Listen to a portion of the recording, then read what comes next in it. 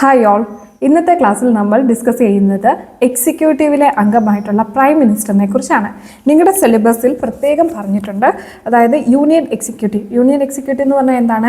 കേന്ദ്രത്തിലുള്ള നമ്മുടെ ഇന്ത്യ രാജ്യം മൊത്തത്തിൽ ഭരിക്കുന്ന യൂണിയൻ എക്സിക്യൂട്ടീവിലുള്ള ആളുകളെക്കുറിച്ച് പ്രധാനമായിട്ടും പറയുന്നുണ്ട് സിലബസിൽ. അപ്പോൾ അതിൽ പ്രസിഡന്റ് ഉണ്ട്, വൈസ് പ്രസിഡന്റ് ഉണ്ട്. ഇവരെ രണ്ടുപേരെ നമ്മൾ ഡിസ്കസ് ചെയ്തു. ഇനി നമുക്ക് പറയാനുള്ളത് പ്രത്യേകമായിട്ട് പ്രൈം മിനിസ്റ്ററിനെയും കൗൺസിൽ ഓഫ് മിനിസ്റ്റേഴ്സിനെയും പിന്നെ ആരെക്കുറിച്ചുമാണ്? അറ്റോർണി ജനറൽ ഓഫ് ഇന്ത്യയെക്കുറിച്ചുമാണ്. അപ്പോൾ ഇവർ ഇത്രയും പേരാണ്, ഈ 5 പേരാണ് ചേരുന്നതാണ് എന്ത് യൂണിയൻ എക്സിക്യൂട്ടീവ് എന്നുള്ള കാര്യം നിങ്ങൾ ഓർക്കണം. അപ്പോൾ നമ്മൾ ഇത്തവണ വൈസ് പ്രസിഡന്റിനെയും പറഞ്ഞിട്ടുണ്ട്. ഇനി നമ്മൾ സിലബസിൽ അറ്റോർണി ജനറൽ ഓഫ് ഇന്ത്യ എന്ന് പ്രത്യേകം പറയുന്നില്ല, പക്ഷേ എന്നാലും യൂണിയൻ എക്സിക്യൂട്ടീവിൻ്റെ ഭാഗമായതുകൊണ്ട് തന്നെ നമുക്ക് ജസ്റ്റ് അദ്ദേഹത്തിൻ്റെ പവേഴ്സും ആർട്ടിക്കിൾസും ഒക്കെ ജസ്റ്റ് കാണാതെ പഠിക്കാം. കുറച്ച് കഴിയുമ്പോൾ ഒരു വീഡിയോ ഞാൻ ചെയ്യുന്നതാണ്. അപ്പം ഇത്തവണ പ്രധാനമന്ത്രി, കൗൺസിൽ ഓഫ് മിനിസ്റ്റേഴ്സ് ഇവരുടെയൊക്കെ ഫങ്ഷൻസ്, പവർ, എലക്ഷൻ ഇതൊക്കെ നമ്മൾ പഠിക്കേണ്ടതായിട്ടുണ്ട് സിലബസ് പ്രകാരം. അപ്പം യൂണിയൻ എക്സിക്യൂട്ടീവിൽ പ്രസിഡന്റ്, വൈസ് പ്രസിഡന്റ്, അവരുടെ എലക്ഷൻ, പവേഴ്സ്, ഫങ്ഷൻ ഇത്രയും പഠിക്കണം. ഏതാണ് എലക്ഷൻ, പവേഴ്സ്, ഫങ്ഷൻ? പ്രസിഡന്റിൻ്റെ, വൈസ് പ്രസിഡന്റിൻ്റെ. അത് നിങ്ങൾ പഠിച്ചു എന്ന് വിശ്വസിക്കുന്നു. ഇനി നമുക്ക് പഠിക്കാനുള്ളത് prime minister and council of ministers. അപ്പം പ്രൈം മിനിസ്റ്ററിനെ കുറിച്ചും കൗൺസിൽ ഓഫ് മിനിസ്റ്റേഴ്സിനെ കുറിച്ചാണ് പഠിക്കാനുള്ളത്. ഇത് രണ്ടും വളരെ ഈസി ആയിട്ടുള്ള ചെറിയ ഭാഗങ്ങളാണ്. ലക്ഷ്മികാന്ത് ഞാനിപ്പോൾ നിങ്ങൾക്ക് വേണ്ടി റീഡ് ചെയ്ത് തരുന്ന ഈ ബുക്കിൻ്റെ അകത്തും വളരെ കുറച്ച് പേജസ് മാത്രമേ ഇവരെ രണ്ടുപേരെ കുറിച്ച് പ്രതിപാദിക്കുന്നുള്ളൂ. അപ്പം നമുക്ക് പ്രൈം മിനിസ്റ്ററിനെ കുറിച്ച് പഠിച്ചു തുടങ്ങാം. പ്രൈം മിനിസ്റ്റർ എന്ന് പറയുമ്പോഴത്തേക്കും നമ്മുടെ എല്ലാവരുടെ മനസ്സിൽ ഇപ്പോഴത്തെ നമ്മുടെ കറക്റ്റ് പ്രധാനമന്ത്രിയുടെ മുഖമായിരിക്കും ഓർമ്മ വരുന്നത്. ഓക്കെ, അപ്പം അദ്ദേഹം വളരെ പവർഫുൾ ആയിട്ടുള്ള ഒരു വ്യക്തിയാണ്. നമ്മുടെ ഈ രാജ്യത്തെ ഏറ്റവും പവർഫുൾ ആയിട്ടുള്ള ജനാധിപത്യമായി തിരഞ്ഞെടുക്കപ്പെട്ട ഒരു റോൾ ഏതാണെന്ന് ചോദിച്ചാൽ അത് പ്രധാനമന്ത്രി തന്നെയാണ്, പ്രസിഡന്റിനേക്കാൾ. കാരണം പ്രസിഡന്റ് ഒരു നോമിനൽ ഹെഡാണെങ്കിൽ പ്രധാനമന്ത്രി എന്ന് പറയുന്നത് ഗവൺമെന്റിന്റെ ഹെഡാണ്. അതായത് പ്രസിഡന്റ് സ്റ്റേറ്റിൻ്റെ ഹെഡാണ്, പ്രഥമ പൗരനാണ്. നമ്മുടെ ഈ ഒരു രാജ്യത്തിൻ്റെ ഹെഡ്, ആ ഒരു സ്റ്റേറ്റിൻ്റെ ഹെഡ്. പക്ഷേ ഗവൺമെൻറ്റിൻ്റെ ഹെഡായിട്ട് വരുന്നത് എന്താണ്? ഓക്കെ, ഭരണകൂടത്തിൻ്റെ അല്ലെങ്കിൽ ഗവൺമെൻറ്റിൻ്റെ ഹെഡായിട്ട് വരുന്നതാണ് ആര്? പ്രധാനമന്ത്രി എന്നുള്ളത് ഓർക്കുക. ഈ ഗവൺമെൻറ്റാണ് ഓരോ കാര്യങ്ങളും ചെയ്യുന്നത്. അപ്പോൾ അതുകൊണ്ട് തന്നെ ഇത് ചെയ്യിപ്പിക്കുന്ന ലീഡർ എന്നുള്ള രീതിയിൽ പ്രധാനമന്ത്രിക്കാണ് ഏറ്റവും കൂടുതൽ പവേഴ്സ്, റിയൽ പവർ വരുന്നത് എന്നുള്ള കാര്യം ഓർക്കുക. Okay, the president is the nominal executive authority. De jure actually it's a French word, അതുകൊണ്ട് ഫ്രഞ്ച് ഓർ ലാറ്റിനോ അങ്ങാണ്ടാണ് അതിൻ്റെ കറക്റ്റ് പ്രൊനൗൺസിയേഷൻ ഇതാണെന്ന് പറയത്തില്ല. ഡി ജൂറേ എന്ന് പറയും. അപ്പം ജൂറെന്നുള്ള ആയിരിക്കായിട്ടുണ്ടോ. അപ്പം ഡി ജൂറേ എക്സിക്യൂട്ടീവ് അല്ലെങ്കിൽ ഡി ജൂറേ ഹെഡ് എന്ന് പറയുന്നതാണ് ആര്? പ്രസിഡന്റ്. പക്ഷെ പ്രധാനമന്ത്രി എന്ന് പറയുമ്പോൾ ഡിഫാക്റ്റോ എക്സിക്യൂട്ടീവ് ആണ്. എന്താണ് ഡിഫാക്റ്റോ? ഈ 2 വാക്കുകളും നിങ്ങൾ പഠിക്കണം. ചിലപ്പം ഇതിൻ്റെ വല്ല അർത്ഥം ചോദിച്ചാൽ നിങ്ങൾ മനസ്സിലാക്കണം. ഡി ജൂറേ എന്ന് പറയുന്നത് നോമിനൽ എന്നുള്ള വാക്കും ഡിഫാക്റ്റോ എന്ന് പറയുന്നത് റിയൽ എന്നുള്ള വാക്കുമാണ്. അപ്പോൾ റിയൽ എക്സിക്യൂട്ടീവ് എന്ന് പറയുന്നത് എപ്പോഴും ആരെയാണ്? പ്രധാനമന്ത്രിയെ ആണ് എന്നുള്ളത് ഓർക്കുക. അപ്പം president is the head of the state while prime minister is the head of the government. ഇത്രയും കാര്യങ്ങൾ മസ്റ്റായിട്ട് ഓർക്കുക. ഇതൊക്കെ സ്റ്റേറ്റ്മെന്റ് ആയിട്ട് ചോദിക്കുകയാണെങ്കിൽ നിങ്ങൾക്ക് ഉത്തരം എഴുതാനുള്ള ക്ലാരിറ്റി ഉണ്ടായിരിക്കണം. ഇനി ആർട്ടിക്കിളിലേക്ക് വരുമ്പോൾ ആർട്ടിക്കിൾ 75 എന്താണ് പറയുന്നത്? പ്രസിഡന്റ് പ്രധാനമന്ത്രിയെ അപ്പോയിന്റ് ചെയ്യുന്നു. ഇത്രയും വേഗമായിട്ട് ആർട്ടിക്കിൾ 75 പറഞ്ഞിട്ടുള്ളൂ. അതായത് പ്രധാനമന്ത്രിയെ അപ്പോയിന്റ് ചെയ്യുന്നത് പ്രസിഡന്റാണ് എന്നുള്ളതാണ്. ഇങ്ങനൊരു ഡയലോഗ് കേൾക്കുമ്പോൾ നിങ്ങൾക്ക് പല ഡൗട്ട് വരും. അതായത് പ്രസിഡന്റ് എന്ന് പറയുന്ന ഒരാളിങ്ങനെ ചിന്തിച്ചിട്ട് ഇന്നയാൾ പ്രധാനമന്ത്രി അങ്ങനെയാണോ അപ്പോയിന്റ് ചെയ്യുന്നത്? അതോ പ്രസിഡന്റിന് ഇഷ്ടമുള്ള ആളെ അങ്ങ് പ്രധാനമന്ത്രിയാക്കുവാണോ? അതോ പ്രസിഡന്റിന്, ഞാൻ നേരത്തെ പറഞ്ഞു പല ക്ലാസ്സുകളിലും കൗൺസിൽ ഓഫ് മിനിസ്റ്റേഴ്സിൻ്റെ ഉപദേശപ്രകാരമേ പ്രസിഡന്റിന് എന്തെങ്കിലും ചെയ്യാൻ പറ്റത്തുള്ളൂ എന്നൊക്കെ പറഞ്ഞിട്ടുണ്ട്. അപ്പോൾ ഇനി കൗൺസിൽ ഓഫ് മിനിസ്റ്റേഴ്സ് ഇല്ലല്ലോ, മന്ത്രിസഭ ഇല്ലല്ലോ, പ്രധാനമന്ത്രിയെ എലക്ട് ചെയ്യണം. എന്നിട്ട് പ്രധാനമന്ത്രി വേണം മന്ത്രിസഭ രൂപീകരിക്കാൻ. അപ്പം മന്ത്രിസഭ ഇല്ലാതെ പ്രസിഡന്റ് എങ്ങനെ ഈ പ്രധാനമന്ത്രിയെ എലക്ട് ചെയ്യും? അദ്ദേഹത്തിന് സ്വന്തമായിട്ട് തോന്നുന്ന ആളെ എലക്ട് ചെയ്യുന്നതാണോ? ഇങ്ങനെ പല ഡൗട്ട് നിങ്ങൾക്ക് തോന്നും. പക്ഷേ ആർട്ടിക്കിൾ 75 ഇത്ര എഴുതിയിട്ടുള്ളൂ: പ്രസിഡന്റ് ആരെ എലക്ട് ചെയ്യും? പ്രധാനമന്ത്രിയെ എലക്ട് ചെയ്യും. അപ്പം പ്രധാനമന്ത്രി എങ്ങനെ എലക്ട് ചെയ്യണമെന്നുള്ള കാര്യവും എന്തിൽ പറയുന്നുണ്ട്? കോൺസ്റ്റിറ്റ്യൂഷനിൽ പറയുന്നുണ്ട്. പിന്നെ ചില കാര്യങ്ങൾ പറയാതെ ഇരിക്കുന്നുണ്ട്. അതിന് കാരണം എന്താണ്? നമ്മൾ പാർലമെൻ്ററി സിസ്റ്റം കടമെടുത്തിരിക്കുന്നത് ബ്രിട്ടൻ്റെ പാർലമെൻറ്റിൽ നിന്നാണ്. ബ്രിട്ടൻ്റെ പാർലമെൻറ്റിന് ഒരു റിട്ടേൺ കോൺസ്റ്റിറ്റ്യൂഷൻ ഇല്ല. റിട്ടേൺ ആയിട്ട് എഴുതപ്പെട്ട ഒരു കോൺസ്റ്റിറ്റ്യൂഷൻ ഇല്ലാത്തൊരു രാജ്യമാണ് ബ്രിട്ടൻ എന്ന് പറയുന്നത്. പക്ഷേ അവർക്ക് കോൺസ്റ്റിറ്റ്യൂഷൻ ഉണ്ട്. പല കാലങ്ങളിലായി പുറപ്പെടുവിച്ച വിധികൾ, പല കാലങ്ങളിലെ റെസൊല്യൂഷൻ, ഇവയെല്ലാം കൂടെ അടുക്കി വെച്ചിരിക്കുന്ന ഒരു ഡോക്യുമെൻറ്റ് ഫോമിൽ അല്ലെങ്കിൽ പോലും കുറച്ച് കാര്യങ്ങളും ഐഡിയാസും സൂക്ഷിക്കുന്ന എന്തെങ്കിലും ഫോമിൽ അവർ സൂക്ഷിക്കുന്നതാണ്. അപ്പോൾ ആ ഓരോരോ തത്വങ്ങളും പേപ്പറൊക്കെ ആയിട്ട് കിടക്കാമെന്ന് നിങ്ങൾ വിചാരിച്ചാൽ മതി. അപ്പം ഈ താളിയോല പോലെ ഗ്രന്ഥങ്ങളിലായിട്ട് പല ഗ്രന്ഥങ്ങളിലായിട്ട് വിഭജിച്ച് കിടക്കുകയാണ് ബ്രിട്ടൻ്റെ കോൺസ്റ്റിറ്റ്യൂഷൻ എന്ന് പറയുന്നത്. അപ്പം അതിൽ കോൺസ്റ്റിറ്റ്യൂഷനിൽ എഴുതപ്പെട്ടതിനെക്കാട്ടിലും കൂടുതൽ ബ്രിട്ടനിൽ പ്രിവൈലിംഗ് ആയിട്ടിരിക്കുന്ന എന്താണ്? കാലാകാലങ്ങളായിട്ട് പിന്തുടർന്നു പോകുന്ന ചില ചിട്ടവട്ടങ്ങളാണ്. ബ്രിട്ടൻ്റെ പാർലമെൻ്ററി സിസ്റ്റം എന്ന് പറയുന്ന ചില ചിട്ടവട്ടങ്ങളിൽ ആണ് തുടർന്ന് പോകുന്നത്. അപ്പോൾ പാർലമെൻ്ററി സിസ്റ്റങ്ങളിൽ ഓൾറെഡി ഉള്ള കുറച്ച് കാര്യം ഒരു 10-20 കൊല്ലം അല്ലെങ്കിൽ 100 കൊല്ലം പിന്തുടരുകയാണെങ്കിൽ അതാണ് അതിൻ്റെ ഒരു രീതിയായി വരുന്നത്. അപ്പം അതുപോലെ തന്നെ ഇന്ത്യൻ കോൺസ്റ്റിറ്റ്യൂഷനിലും ഇത്ര എഴുതിയിട്ടുള്ളൂ, പ്രധാനമന്ത്രിയെ പ്രസിഡന്റ് തിരഞ്ഞെടുക്കും. അപ്പം നമുക്കൊരു കൺവെൻഷൻ ഉണ്ട്. കൺവെൻഷൻ എന്ന് കേട്ടിട്ടില്ലേ? അതായത് ഒരു പരമ്പരാഗതമായി നമ്മൾ തുടർന്ന് വന്ന ഒരു രീതി. ആ രീതിയാണ് എന്തെന്ന് പറയുന്നത്, പ്രസിഡന്റ് എങ്ങനെ പ്രധാനമന്ത്രിയെ തിരഞ്ഞെടുക്കണം എന്നുള്ളതിൻ്റെ ഒരു ഐഡിയ കൊടുക്കുന്നത് ബൈ കൺവെൻഷൻ എന്ന് നമ്മൾ പറയും. അപ്പം ബ്രിട്ടൻ അങ്ങനെ എഴുതപ്പെട്ട കോൺസ്റ്റിറ്റ്യൂഷൻ ഇല്ല. അതുകൊണ്ട് അവർ ഫോളോ ചെയ്യുന്ന പല കാര്യങ്ങളും എവിടെ എഴുതി വെച്ചേക്കുന്നത് എന്ന് ചോദിക്കുകയാണെങ്കിൽ അവർക്ക് അതിന് ഉത്തരവില്ല. അവർ പറയും പണ്ട് തൊട്ടേ ഞങ്ങളിങ്ങനെ. അതുപോലാണ് പണ്ട് തൊട്ടേ ഈ ഒരു രീതി, അതായത് പ്രധാനമന്ത്രിയെ എലക്ട് ചെയ്യുന്നത് ഒരു കൺവെൻഷൻ്റെ പുറത്തായിരുന്നു ബ്രിട്ടനിൽ. അപ്പോൾ സെയിം കൺവെൻഷനാണ് നമ്മൾ ഇവിടെ എന്ത് ചെയ്തിരിക്കുന്നത്, ഫോളോ ചെയ്തിരിക്കുന്നത്. ഇവിടുത്തെ കൺവെൻഷൻ എന്താണ്? കുറേ പാർട്ടികളുണ്ട്. ആ പാർട്ടികളിൽ ഏറ്റവും ഭൂരിപക്ഷം ലോക്സഭയിൽ ആർക്കാണോ വരുന്നത് അവരുടെ നേതാവായിട്ടുള്ള ആളെയാണ് പ്രസിഡന്റ് എന്ത് ചെയ്യുന്നത്, പ്രധാനമന്ത്രിയായിട്ട് തിരഞ്ഞെടുക്കുന്നത്. അപ്പം നിങ്ങൾക്ക് കാര്യം മനസ്സിലായല്ലോ. ഇന്ത്യയിൽ എങ്ങനെയാണ്, ഇന്ത്യയിൽ പ്രസിഡന്റ് എന്ത് അർത്ഥത്തിലാണ് അല്ലെങ്കിൽ എന്തിൻ്റെ അടിസ്ഥാനത്തിലാണ് പ്രധാനമന്ത്രിയെ തിരഞ്ഞെടുക്കുന്നത്? It's based on A convention that the person who showed more majority in Lok Sabha will be elected as a prime minister, okay, by the president according to article 75. അപ്പോൾ ഇത്ര കാര്യങ്ങൾ നിങ്ങൾക്ക് മനസ്സിലായില്ലേ? അപ്പം കോൺസ്റ്റിറ്റ്യൂഷനിൽ പ്രത്യേകമായിട്ട് അങ്ങനെ ഒന്നും പറഞ്ഞിട്ടില്ല. പ്രസിഡന്റ് പ്രൈം മിനിസ്റ്ററിനെ ആർട്ടിക്കിൾ 75 പ്രകാരം തിരഞ്ഞെടുക്കുന്നു, അത്രേ എഴുതിയിട്ടുള്ളൂ. അപ്പം പ്രസിഡന്റിന് ഇഷ്ടമുള്ള ആരെ വേണമെങ്കിലും തിരഞ്ഞെടുക്കാം. പിന്നെ ഈ ഇഷ്ടമുള്ള ആരെ എന്നുള്ളതിനൊരു ഡെഫിനിഷനാണ് ഞാനിപ്പോൾ പറഞ്ഞ കൺവെൻഷൻ പ്രകാരം. ഇതുവരെ നിലനിന്നിരുന്ന രീതികൾ പ്രകാരം പ്രസിഡന്റ് എന്ത് തന്നെയാണ് ചെയ്യാറ്, ലോക്സഭയിൽ ഭൂരിപക്ഷം തെളിയിച്ചിട്ടുള്ള പാർട്ടി ഏതാണോ ആ പാർട്ടിയുടെ ലീഡറിനെയാണ് നമ്മൾ എന്തായിട്ട് കരുതുന്നത്, നമ്മുടെ പ്രൈം മിനിസ്റ്റർ ആയിട്ടുള്ള ഒരു തെരഞ്ഞെടുപ്പിൽ വരുന്നത്. അപ്പം ഇതൊക്കെ അണ്ടർസ്റ്റുഡ് ആണ് അല്ലേ? അപ്പം ആരായിരിക്കും ഒരു മെജോറിറ്റി പാർട്ടിയുടെ ലീഡർ ആവാൻ ചാൻസ്? ആ വ്യക്തി അല്ലെങ്കിൽ ആ പാർട്ടി എല്ലാവരും കൂടെ കമ്പനി കൂടി തീരുമാനമെടുക്കുന്നു, ആ വ്യക്തി മുന്നോട്ട് വരുന്നു, നമ്മുടെ പ്രസിഡന്റ് എന്ത് ചെയ്യും, വരൂ എന്ന് പറഞ്ഞുകൊണ്ട് കൊടുക്കുന്നു. അപ്പം പ്രസിഡന്റ് അവിടെ വലിയ ഷോയ്ക്കൊന്നും പോകത്തില്ല, കാരണം അനാവശ്യമായിട്ട് ഷോ എടുത്തിട്ട് കാര്യമില്ല. അതുകൊണ്ട് തന്നെ ഒരാൾ വരുന്നു, ഞാൻ വരാമെന്ന് പറയുമ്പോഴത്തേക്കും പ്രസിഡന്റ് ഈസ് ലൈക്ക് ഓക്കെ വാ എന്ന് പറഞ്ഞുകൊണ്ട് അങ്ങനെ തിരഞ്ഞെടുക്കുകയാണ്. So president is free to choose anyone as prime minister. പക്ഷേ അക്കോർഡിംഗ് ടു ദ കൺവെൻഷൻ നമ്മൾ എന്താണ് ചെയ്യുന്നത്, ലോക്സഭയിലെ ഏറ്റവും കൂടുതൽ ഭൂരിപക്ഷം ആരാണോ തിരഞ്ഞെടുത്തത്, ഏറ്റവും കൂടുതൽ ഭൂരിപക്ഷത്തിൽ വന്ന ലീഡർ ആരാണോ, ഏത് പൊളിറ്റിക്കൽ പാർട്ടിയുടെ ലീഡറാണോ ഉള്ളത്, ആ ആളെ നമ്മൾ പ്രധാനമന്ത്രിയായിട്ട് തിരഞ്ഞെടുത്തു. ഇനി വേറൊരു കാര്യം ഞാൻ പറഞ്ഞു, പൊളിറ്റിക്കൽ പാർട്ടിയുടെ ലീഡറിനെയാണ് തിരഞ്ഞെടുത്തിട്ടുള്ളത്. അപ്പം നിങ്ങൾ വിചാരിക്കും, ഇപ്പം നമ്മുടെ നരേന്ദ്രമോദി, അദ്ദേഹം BJP എന്ന് പറയുന്ന പാർട്ടിയുടെ ലീഡറാണ് എന്ന് കരുതുക. പക്ഷെ അദ്ദേഹം ഈ വർഷം ഒരിടത്തു നിന്നും മത്സരിച്ചിട്ടില്ല. എന്താണ്, അദ്ദേഹം ഒരിടത്തും മത്സരിച്ചിട്ടില്ല. പക്ഷേ BJP എന്ന് പറയുന്ന പാർട്ടിയുടെ ലീഡറാണ് നരേന്ദ്രമോദി എന്നും ആലോചിക്കുക. അപ്പം അങ്ങനെ ഇരിക്കുമ്പം നരേന്ദ്രമോദി, അദ്ദേഹത്തിന് പിന്നെ പ്രൈം മിനിസ്റ്റർ ആകാൻ പറ്റുമോ? അങ്ങനെ ഒരു ഡൗട്ട് ചോദിക്കത്തില്ല. അതായത് അദ്ദേഹം ഇലക്ഷനിൽ നിന്നിട്ടില്ല, പക്ഷേ ജയിച്ച പാർട്ടി, ഭൂരിപക്ഷം തെളിയിച്ച പാർട്ടിയുടെ ലീഡറാണ്. അപ്പോൾ പ്രസിഡന്റിന് അദ്ദേഹത്തെ പ്രൈം മിനിസ്റ്റർ ആക്കാൻ പറ്റുമോ? അദ്ദേഹത്തിന് പ്രൈം മിനിസ്റ്റർ ആക്കാൻ പറ്റും. അതായത് ഇപ്പം BJP എന്ന് പറയുന്ന പാർട്ടി ഇലക്ഷനിൽ കയറി ജയിച്ചു, പക്ഷേ BJPയുടെ ലീഡറായിട്ടുള്ള നരേന്ദ്രമോദി, അദ്ദേഹം ഒരു ഇലക്ഷനും നിന്നിട്ടില്ല, പക്ഷെ പാർട്ടിയുടെ ലീഡറായിരുന്നു. എന്നാലും പ്രസിഡന്റിന് പാർട്ടിക്കാരെല്ലാവരും കൂടെ നരേന്ദ്രമോദിയാണ് പ്രൈം മിനിസ്റ്റർ ആക്കുന്നതിന് വേണ്ടി തിരഞ്ഞെടുക്കുന്നതെങ്കിൽ നരേന്ദ്രമോദി അദ്ദേഹത്തിന് എന്ത് ചെയ്യാൻ പറ്റും, നമ്മുടെ പ്രധാനമന്ത്രിയാകാൻ പറ്റും. അതിൻ്റെ കാരണം എന്താണ്, നമ്മുടെ കോൺസ്റ്റിറ്റ്യൂഷൻ പ്രകാരം ഒരു കാര്യമുണ്ട്, ആർക്ക് വേണമെങ്കിലും മജോറിറ്റി പാർട്ടിയുടെ ലീഡറിനെ പ്രസിഡന്റിന് പ്രധാനമന്ത്രിയാക്കാം. അദ്ദേഹം 6 മാസത്തിനുള്ളിൽ എവിടുന്നെങ്കിലും നിന്ന് ജയിച്ച് MLA MP ആയാൽ മതി, എങ്ങനെയെങ്കിലും MP ആയാൽ മതി. പക്ഷെ എപ്പം, 6 മാസത്തിനുള്ളിൽ. ഓക്കെ, MLA അല്ല MP. ഓക്കെ, യൂണിയൻ എക്സിക്യൂട്ടീവിലേക്ക് വരുമ്പോൾ MP 6 മാസത്തിനുള്ളിൽ എങ്ങനെയെങ്കിലും MP ആയാൽ മതി. അങ്ങനെ വരുമ്പോഴത്തേക്കും അദ്ദേഹത്തിന് പ്രധാനമന്ത്രിയാകാം. ഇലക്ഷനിൽ നിന്ന് ജയിച്ച ഒരു വ്യക്തിക്ക് മാത്രമേ ഇൻസ്റ്റൻ്റ്ലി, അതായത് പെട്ടെന്ന് തന്നെ പ്രധാനമന്ത്രിയാകാൻ പറ്റത്തുള്ളൂ, ഇനീഷ്യലി പ്രധാനമന്ത്രിയാകാൻ പറ്റത്തുള്ളൂ നിർബന്ധമില്ല.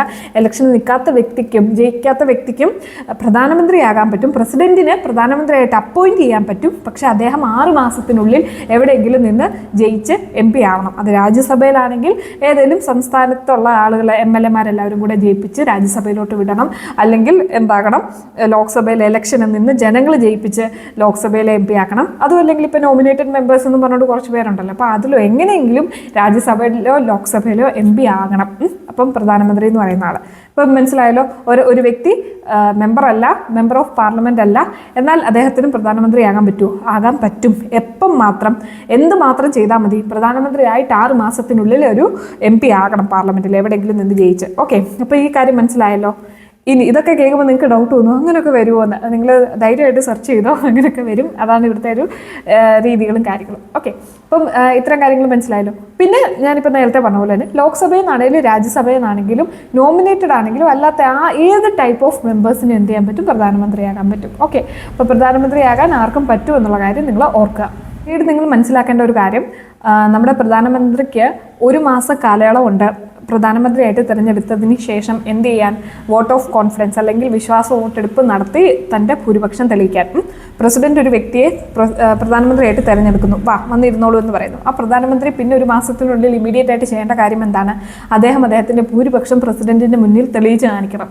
ഓൾറെഡി ഭൂരിപക്ഷത്തിൽ നിൽക്കുന്ന ഒരു പാർട്ടിയുടെ ആളെ പ്രധാനമന്ത്രിയാക്കുമ്പോൾ അയാൾക്ക് ഓൾറെഡി ഭൂരിപക്ഷം ഉണ്ട്, അത് അണ്ടർസ്റ്റുഡ് ആണ്. പക്ഷേ ഒഫീഷ്യലി പ്രധാനമന്ത്രിയായിട്ട് തിരഞ്ഞെടുക്കുന്ന വ്യക്തി എന്ത് ചെയ്യണം? അദ്ദേഹത്തിൻ്റെ ഭൂരിപക്ഷം വിശ്വാസ വോട്ടെടുപ്പ് എന്നൊക്കെ പറയാതെ ആ ഒരു വോട്ട് ഓഫ് കോൺഫിഡൻസ് വഴി അദ്ദേഹത്തിൻ്റെ ഭൂരിപക്ഷം അദ്ദേഹം തെളിയിക്കണം. പിന്നെ അതിൻ്റെ ഉള്ളിൽ തന്നെ ഒരു കൗൺസിൽ ഓഫ് മിനിസ്റ്റർ അല്ലെങ്കിൽ മന്ത്രിസഭ അദ്ദേഹം രൂപീകരിക്കാൻ ബാധ്യസ്ഥനാണ്. അപ്പം ഇങ്ങനെയാണ് പ്രധാനമന്ത്രിയുടെ ഒരു സെലക്ഷൻ പ്രോസസ്സ് നടക്കുന്നത്. നോമിനേറ്റഡ് മെമ്പേഴ്സിന് എനിക്കൊരു ഡൗട്ട് ഉണ്ടായിരുന്നു, നോമിനേറ്റഡ് മെമ്പറിന് പ്രധാനമന്ത്രിയാകാൻ പറ്റുമോ ഇല്ലയോ എന്ന്. അതായത് as far as he or she is a member of പാർലമെന്റിലെ മെമ്പർ ആയിരുന്നാൽ മതി. അപ്പോൾ ആ ഒരു വ്യക്തിക്ക് പ്രധാനമന്ത്രിയാകാൻ പറ്റും. പിന്നെ ഇന്നേ വരെ നോമിനേറ്റഡ് ആയിട്ടുള്ള ഒരു വ്യക്തിയും എന്തായിട്ടില്ല? പ്രധാനമന്ത്രി ആയിട്ടില്ല. ഇനിയും നാളെ ഒരു നോമിനേറ്റഡ് ആയിട്ടുള്ള ഒരു വ്യക്തി പ്രധാനമന്ത്രി ആവുകയാണെങ്കിൽ ചിലപ്പോൾ കോടതിയിലേക്ക് പ്രതിപക്ഷം പോകുമായിരിക്കും. ഇത് ശരിയാണോ? കാരണം അദ്ദേഹം ജനാധിപത്യ രീതിയിൽ തിരഞ്ഞെടുത്ത വ്യക്തിയല്ല എന്നൊക്കെ നാളെ ഡിസ്പ്യൂട്ട് വന്നാൽ കോടതി ചിലപ്പോൾ പറയായിരിക്കും നോമിനേറ്റഡ് അംഗങ്ങൾക്ക് പറ്റത്തില്ല, ബാക്കി തിരഞ്ഞെടുത്ത ആളുകൾക്കേ പറ്റത്തുള്ളൂ. അല്ലെങ്കിൽ കോടതി പറയായിരിക്കും പാർലമെന്റ് അല്ലേ, എല്ലാ തരത്തിലുള്ള ജനാധിപത്യം ഇവിടെ ഉണ്ട്, നോമിനേറ്റഡിനും പറ്റുമെന്ന് പറയുമായിരിക്കും. അപ്പം ഇതുവരെ നോമിനേറ്റഡ് ആയിട്ടുള്ള ഒരു മെമ്പറും എന്ത് ചെയ്തിട്ടില്ല? പ്രധാനമന്ത്രി ആയിട്ടില്ല. പക്ഷേ ഈ നിലവിലുള്ള കൺവെൻഷൻ പ്രകാരം കണ്ടോ, ഇവിടെ ഒന്നും എഴുതി വെച്ചിട്ടില്ല. കൺവെൻഷൻ പ്രകാരം ഇന്ത്യയിൽ എങ്ങനെയാണ്? ഏതെങ്കിലും ഒരു MP എന്ത് ചെയ്യാൻ പറ്റും? MP ആയിട്ടിരുന്നാൽ മതി. ഈവൻ MP പോലും ആവേണ്ട പ്രധാനമന്ത്രിയാകാൻ 6 മാസത്തിനുള്ളിൽ എങ്ങനെയെങ്കിലും MP ആയിട്ടിരുന്നാൽ അദ്ദേഹത്തിന് എന്താകാൻ പറ്റും? പ്രധാനമന്ത്രിയാകാൻ പറ്റും. നിലവിൽ അങ്ങനെ ഒരു കോടതി വിധി വന്നിട്ടില്ല. ഭാവിയിൽ വരികയാണെങ്കിൽ ഏതെങ്കിലും ഒരു നോമിനേറ്റഡ് മെമ്പറിനെ പ്രധാനമന്ത്രിയാക്കാൻ ഒരു ശ്രമം നടത്തിയാലല്ലേ ഇതൊക്കെ ഒരു വിഷയമായിട്ട് കോടതിയിൽ പോവുകയും കോടതി അവസാനം വിധിക്കുകയൊക്കെ ചെയ്യത്തുള്ളൂ. ഈവൻ കോടതി വിധി പോലും കാലാകാലങ്ങളനുസരിച്ച് മാറി വരും, ഓരോ വ്യക്തി അനുസരിച്ചും ഒക്കെ മാറി വരും. അപ്പം നിലവിലത്തെ സാഹചര്യമാണ് ഞാൻ പറഞ്ഞത്, അത് മനസ്സിലാക്കി. ഇതൊന്നും അൾട്ടിമേറ്റുമായിട്ട് വിചാരിക്കാൻ വേണ്ട. അപ്പോൾ ഇത്രയും കാര്യങ്ങൾ ഫാക്ട്സ് ആണ്, ഇത്രയും കാര്യങ്ങൾ നിങ്ങൾ മനസ്സിലാക്കുക. ഓക്കെ, അപ്പം പ്രധാനമന്ത്രിയുടെ ഇലക്ഷനുമായിട്ടുള്ള കാര്യങ്ങൾ നിങ്ങൾ മനസ്സിലാക്കിയല്ലോ. അദ്ദേഹം ഇലക്ഷന് കയറി കഴിഞ്ഞിട്ട് 1 മാസത്തിനുള്ളിലാണ് അദ്ദേഹത്തിന് സമയം കൊടുത്തിരിക്കുന്നത് എന്ത് വിശ്വാസ വോട്ട് കാര്യങ്ങളുമൊക്കെ ഷോ ചെയ്യാൻ. ഓക്കെ, പിന്നെ നമ്മുടെ രാജ്യത്ത് കുറേ പേര് ഓൾറെഡി മുഖ്യമന്ത്രിയായിട്ട് ഇരുന്നവരിൽ നിന്ന് പ്രധാനമന്ത്രിയായിട്ട് നിന്നിട്ടുണ്ട്. നമ്മുടെ ഇപ്പോഴത്തെ പ്രധാനമന്ത്രി ശ്രീ നരേന്ദ്രമോദി ആണെങ്കിലും അദ്ദേഹവും ഗുജറാത്തിൻ്റെ മുൻ മുഖ്യമന്ത്രിയായിരുന്നു. അതിനുശേഷമാണ് എന്തായത്? നമ്മുടെ രാജ്യത്തിൻ്റെ പ്രധാനമന്ത്രിയായത്. അപ്പോൾ ഇതുപോലെ കുറേ പേര് നരേന്ദ്രമോദി അദ്ദേഹം മാത്രമല്ല ഒരു സംസ്ഥാനത്തിൻ്റെ മുഖ്യമന്ത്രിയായിട്ട് പ്രധാനമന്ത്രിയായിട്ടുള്ളത്, വേറെ ആളുകൾ അങ്ങനെ ആയിട്ടുണ്ട്. എങ്ങാനും വല്ല PSCയുടെ ക്വസ്റ്റ്യൻ്റെ അകത്ത് വരികയാണെങ്കിൽ ഹീസ് ദ ഓൺലി വൺ, അല്ലെങ്കിൽ ഇന്നേ വരെ ആരും അങ്ങനെ മുഖ്യമന്ത്രി സ്ഥാനത്തു നിന്ന് പ്രധാനമന്ത്രി സ്ഥാനത്തേക്ക് വന്ന പ്രധാനമന്ത്രിമാരില്ലാന്നും വല്ല സ്റ്റേറ്റ്മെൻറ്റും വരികയാണെങ്കിൽ അത് റോങ് ആണെന്ന് കൗണ്ടർ ചെയ്യാൻ വേണ്ടി ഞാനൊരു ഉദാഹരണം പോലെ പറഞ്ഞതാണിത്. നിങ്ങളത് ഓർക്കണം എന്ന് വിചാരിക്കുന്നു. പിന്നെ ബ്രിട്ടൻ്റെ കൺവെൻഷനുമായിട്ട് ബന്ധപ്പെട്ട് ഉള്ള ഒരു സംഭവത്തിൽ നമ്മൾ കടമെടുക്കാത്തൊരു കാര്യമുണ്ട്. നമ്മൾ ബ്രിട്ടൻ്റെ പാർലമെൻ്ററി രീതിയാണ് മുഴുവനും കടമെടുത്തെങ്കിൽ പോലും ഇന്ത്യയിലേക്ക് വരുമ്പോൾ പല രീതിയിലുള്ള മാറ്റങ്ങളുണ്ട്. നമ്മളിപ്പോൾ ഈ ഫുഡൊക്കെ പോലെ കേരളത്തിൻ്റെ ഒരറ്റത്തു നിന്ന് താഴത്തെ അറ്റത്തേക്ക് വരുമ്പോഴത്തേക്കും കറിക്കും ബിരിയാണിക്കും ഒക്കെ വ്യത്യാസം വരത്തില്ലേ? അതുപോലെ നമ്മൾ ബ്രിട്ടനിൽ നിന്ന് ഇത് എല്ലാം കടമെടുത്തെങ്കിലും ഫ്ലേവറും കാര്യങ്ങളും ഒന്നാണെങ്കിലും കുറച്ചൊക്കെ വ്യത്യാസമുണ്ട് പാർലമെൻ്ററി സിസ്റ്റത്തിൽ ഇന്ത്യയിലേക്ക് വരുമ്പോൾ. ബ്രിട്ടനിൽ ഹൗസ് ഓഫ് കോമൺസും ഉണ്ട്, ഹൗസ് ഓഫ് ലോർഡും ഉണ്ട്. നമ്മുടെ ഇവിടെ ലോക്സഭയും രാജ്യസഭയും പോലെ ബ്രിട്ടനിൽ എന്തൊക്കെയുണ്ട്? പാർലമെൻറ്റിൽ 2 ഹൗസ് ഉണ്ട്, ഹൗസ് ഓഫ് കോമൺസും ഹൗസ് ഓഫ് ലോർഡ്സും.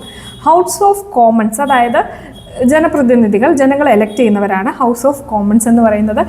ബ്രിട്ടനിലെ ഹൗസ് ഓഫ് കോമൺസിലുള്ളവർക്ക് മാത്രമേ പ്രധാനമന്ത്രിയാകാൻ പറ്റത്തുള്ളൂ. പക്ഷേ ഇന്ത്യയിലേക്ക് വരുമ്പോൾ ഇന്ത്യക്ക് 2 ഹൗസുണ്ട്, ലോക്സഭ, രാജ്യസഭ.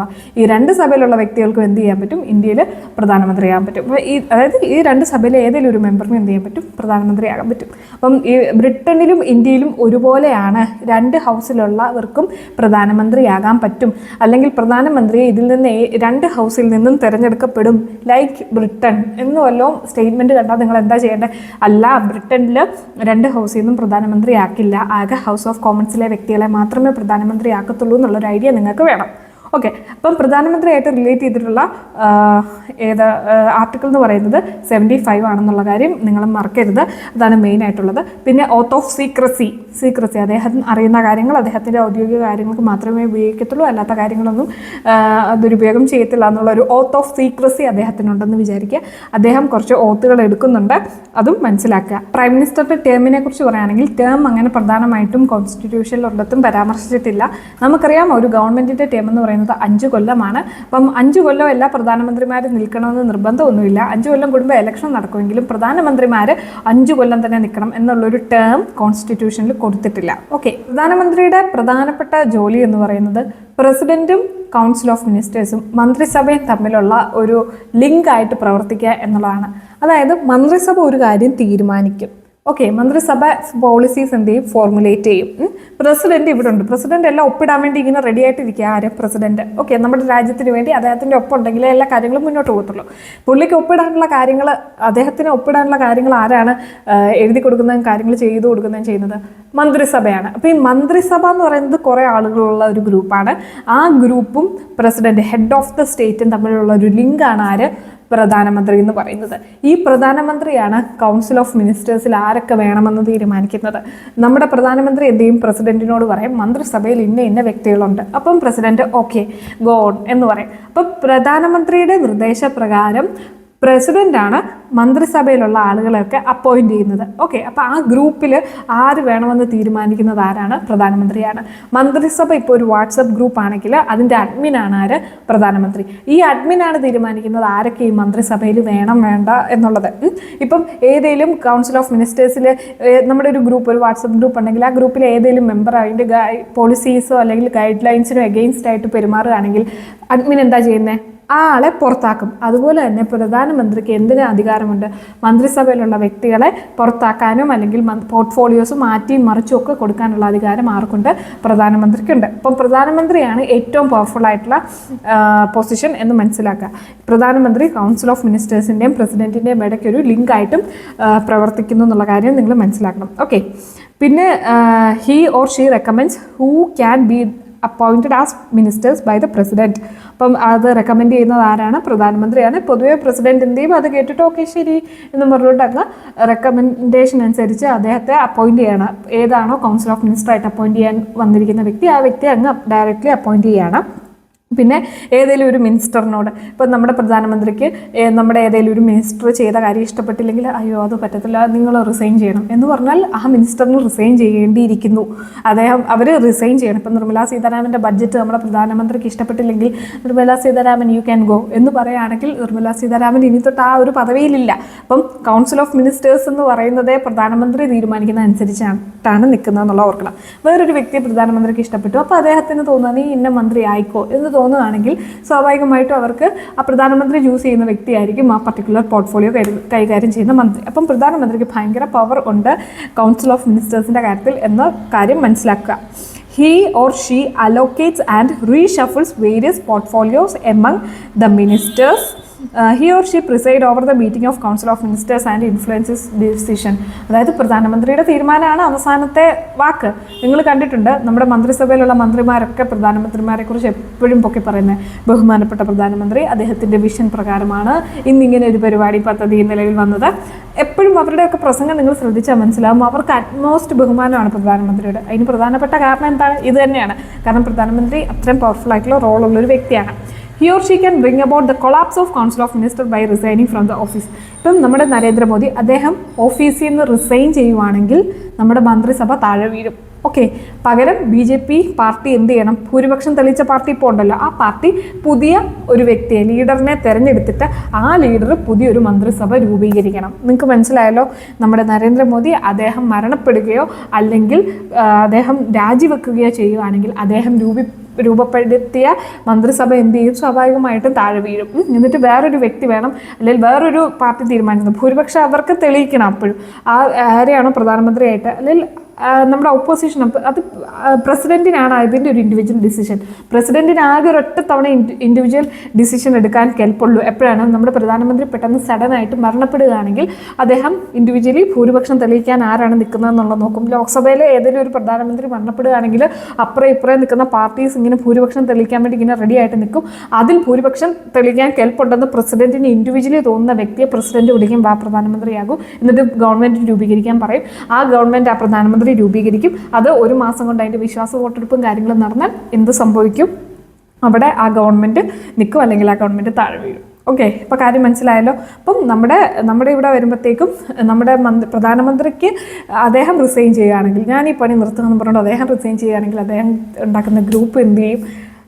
ഇല്ലാണ്ടാവും. ഇപ്പം നിങ്ങളൊന്ന് ആലോചിക്കുക, വാട്സാപ്പ് ഗ്രൂപ്പ് ഒരാളുണ്ടാക്കിയെന്ന് വെക്കുക അദ്ദേഹത്തിൻ്റെ ഓണർഷിപ്പിൽ. പക്ഷേ ഓണർഷിപ്പിലുള്ള അഡ്മിൻ വിചാരിക്കുകയാണ് എനിക്കിനി ഈ ഗ്രൂപ്പ് വേണ്ട, കാരണം ഫുൾ പവറും ആ ഗ്രൂപ്പിൻ്റെ ആ അഡ്മിൻ്റെ കയ്യിൽ. അഡ്മിൻ അങ്ങ് ഡിലീറ്റ് ചെയ്താൽ, ആ ഗ്രൂപ്പ് അങ്ങ് ഡിലീറ്റ് ചെയ്താൽ ആ ഗ്രൂപ്പിലൊന്നും ഇല്ല. മനസ്സിലായോ? ആളുകളെല്ലാം റിമൂവ്ഡ് ആയിപ്പോയി. അതാണ് എന്തെന്ന് പറയുന്നത്, പ്രധാനമന്ത്രി റിസൈൻ ചെയ്താൽ നമ്മുടെ കൗൺസിൽ ഓഫ് മിനിസ്റ്റേഴ്സ് താഴെ വീഴും. എന്ന് വെച്ചാൽ നമ്മുടെ പ്രധാനമന്ത്രി ഉണ്ടെങ്കിൽ മാത്രമേ ഇപ്പോൾ ഉള്ള കൗൺസിൽ ഓഫ് മിനിസ്റ്റേഴ്സിൻ്റെ സീറ്റ് സെക്യൂർഡ് ആയിട്ടുള്ളൂ. അദ്ദേഹം രൂപീകരിച്ച മന്ത്രിസഭ അദ്ദേഹമുള്ള കാലത്തോളം നിൽക്കും. അദ്ദേഹം രാജിവെച്ചാലോ അദ്ദേഹത്തിൻ്റെ കാലശേഷമോ ആ മന്ത്രിസഭ നിൽക്കത്തില്ല. ഇപ്പം നരേന്ദ്രമോദി മാറി നിന്നുകൊണ്ട് ഇപ്പോൾ നമ്മൾ കാണുന്ന മന്ത്രിസഭയിലുള്ള വ്യക്തികളാരും നിൽക്കത്തില്ല. വേറൊരാൾ വരികയാണെങ്കിൽ അങ്ങനെ അദ്ദേഹത്തിന് രൂപീകരിക്കേണ്ടതായിട്ടോ റീഷഫിൽ ചെയ്യേണ്ടതായിട്ടോ വരും. ഇപ്പോൾ നിങ്ങൾക്ക് കാര്യം മനസ്സിലായെന്ന് വിചാരിക്കുന്നു. അപ്പം ഇത്രയാണ് കാര്യങ്ങൾ. Since the prime minister stands as the head of the council of minister, the other ministers can not function when the prime minister resigns or die. നമ്മുടെ പ്രധാനമന്ത്രി റിസൈൻ ചെയ്യുകയോ മരണപ്പെടുകയോ ചെയ്യുകയാണെങ്കിൽ ഇതിൻ്റെ ലീഡർ, ഹെഡൊക്കെ കൗൺസിൽ ഓഫ് മിനിസ്റ്ററിൻ്റെ ഹെഡ് ആരാ? പ്രധാനമന്ത്രിയാണ്. അദ്ദേഹം ഇല്ലാത്ത പക്ഷം കൗൺസിൽ ഓഫ് മിനിസ്റ്റേഴ്സിന് ഒന്നും ചെയ്യാൻ പറ്റത്തില്ല. In other words, the resignation or death of the incumbent prime minister automatically dissolves the council of minister and thereby generates a vacuum. നമ്മുടെ പ്രധാനമന്ത്രി റിസൈൻ ചെയ്യുകയാണെങ്കിൽ നമുക്ക് പെട്ടെന്ന് ഒറ്റയടിക്ക് പ്രധാനമന്ത്രി പോവും, മന്ത്രിസഭയും പോകും എന്നുള്ള കാര്യം ഓർക്കുക. The resignation or death of any other minister on the other hand merely creates a vacancy which a prime minister may or may not like to fill. ചിലപ്പം വേറൊരു പ്രധാനമന്ത്രി ആയിട്ട് പ്രസിഡന്റിന് ഒരാളെ തിരഞ്ഞെടുക്കാൻ പറ്റുമായിരിക്കും, ചിലപ്പോൾ അത് പറ്റത്തില്ലായിരിക്കും. ഓക്കെ, അപ്പോൾ ഇത്രയാണ് മനസ്സിലാക്കേണ്ട കാര്യം. ഓക്കെ, ഇപ്പം ഇന്നത്തെ വീഡിയോയിൽ ഇത്രയും കാര്യങ്ങൾ നിങ്ങൾ മനസ്സിലാക്കുക. ഇന്ന് നമ്മൾ ടേം എന്താണ് പ്രധാനമന്ത്രിയുടെ എന്നുള്ളത് പഠിച്ചു. ആർട്ടിക്കിൾ 75 പ്രസിഡൻ്റാണ് പ്രധാനമന്ത്രിയെ എന്ത് ചെയ്യുന്നത്, എലക്ട് ചെയ്യുന്നത്, അല്ലെങ്കിൽ അപ്പോയിൻറ്റ് ചെയ്യുന്നത് എന്നുള്ള കാര്യം പഠിച്ചു. പ്രധാനമന്ത്രി ആകുന്നതിൻ്റെ കാര്യങ്ങൾ അദ്ദേഹം എന്തായാൽ മതി, ലോക്സഭയിലോ രാജ്യസഭയിലോ എവിടത്തെങ്കിലും മെമ്പർ പോലും ആവട്ടെ. ഓക്കെ, അപ്പോൾ ഇത്രയും കാര്യങ്ങളാണ് ഇന്നത്തെ ക്ലാസ്സിൽ നമ്മൾ പഠിച്ചത്. So thank you.